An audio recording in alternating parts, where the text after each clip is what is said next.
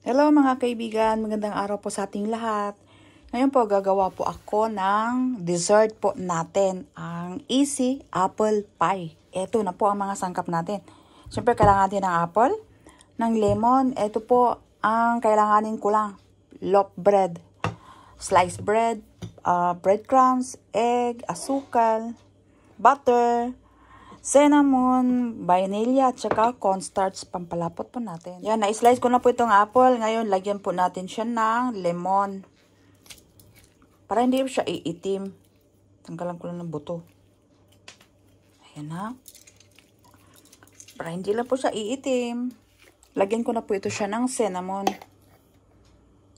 Ayan, dami-damihan natin. 2 teaspoon cinnamon para mas masarap. Kung may nutmeg po kayo, pwede. Tapos lagyan ko ng konting vanilla lang. Para masarap. Ayan. Ayan na po siya. Iluto na po natin ito. Ito na po. Gagawa na po tayo. Butter tsaka brown sugar. Caramel lang natin. Saka natin ilagay itong apple. Mansanas. Ito po, tunaw na yung brown sugar natin. Naging caramelized na. Ilagay na po natin ito. Mansanas natin. Ayan. Ito pang itsura niya. Hanggang sa matunaw po yung sugar natin. Ayan, halo-halo lang po tayo. Ha? Ganyan talaga yan. Ha? Tingnan mo. Matunaw po yan. Ganyan lang po tayo hanggang sa maluto itong apple natin. Mag-add na po tayo ng cornstarch. Nilagyan ko lang ng konting tubig. 1 tablespoon na cornstarch po ito. Yan. Ayan natin para lumapot lang ng konti. Ayan na siya. May palaman na tayo sa apple pie natin. Ganito lang po kadali.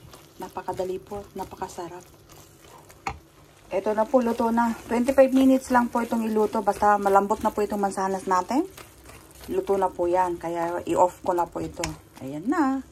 Ito na po. Mag-plat na po tayo. Yung maging ganito. Ayan.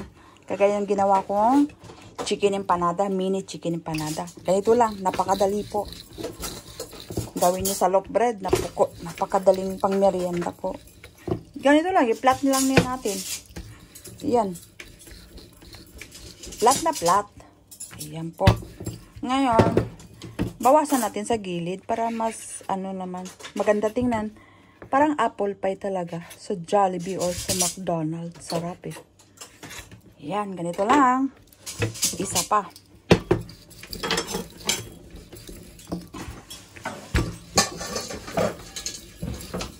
Ito lang po ganyan lang. Napakadali po ang ngayon.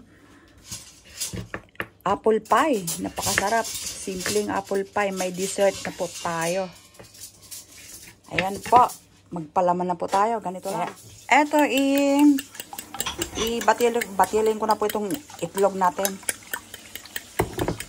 Ayan. Ganito lang po siya. Kagaya ng ginawa ko ng mini chicken empanada. Ganito din ang niya, proseso. Harina po ito na may tubig. Para didikit lang siya. Para short tayo na didikit. Para hindi siya magbubukas. Ganito lang. 2 teaspoon lang. Huwag lang masyadong madami kasi maliit po talaga ito eh. Ganyan lang. Pisilin natin kada dulo. Para hindi lalabas yung niya. Ganyan lang pisil. Pisilin lang natin ng mabuti. Para sirado lang po siya. Ganyan lang. Napakadaling pang dessert po ito. Kumain po kami ng ganito sa Jollibee. Sarap. Kaya ito na siya. Ayan, isawsaw natin dito siya sa itlog. Ayan. Tapos dito sa breadcrumbs lang po ito yung biscuit po. Biscuit lang ito na dinikdik ko. Kasi mas gusto ko ang biscuit eh. Malasa. Ito na siya. Ayan na siya lang. Ayan, ganito lang gagawin natin hanggang sa matapos po tayo. Ito na po, magprito na po ako Bali, 11 lang po ang nagawa ko. Ayan, pang merienda lang namin. Prito na po natin. Mainit na po yung tubig Mainit na mainit. Kailangan ilubog talaga natin siya. Hanggang sa mag-brown po ito Kasi ano lang naman to loaf bread. Kagaya ng ginawa ko yung sa chicken.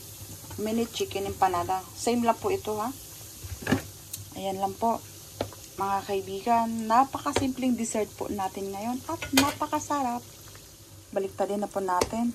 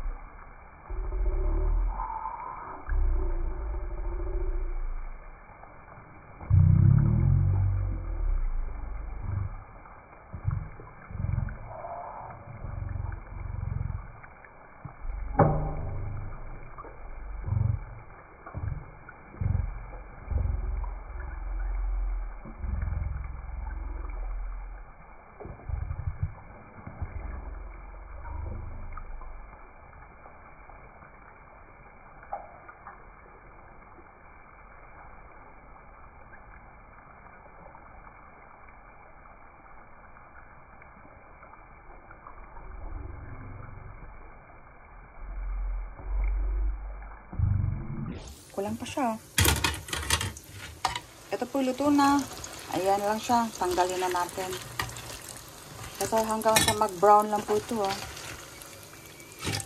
Ayan. Ayan lang po. Luto na. Ito na po mga kaibigan. Naluto na po itong apple pie ko. Easy apple pie. Kaya buksan na po natin kasi malamig na po. Ayan na siya. Uy, lumabas na yung laman. Ayan, ayan na siya, best. Ang daming apple. Ang sarap ng apple pie. Tikman na po natin. Ang daming apple. Tama lang po ang tamis niya. Ang sarap. Ang sarap po. Tama lang po talaga ang tamis niya. At napakadaling gawin po ng apple pie na ito. Easy apple pie. Kaya maraming salamat po mga kaibigan sa panonood nyo po sa recipe ko ngayon na easy apple pie. God bless po sa ating lahat. Enjoy cooking lang po tayo. Bye!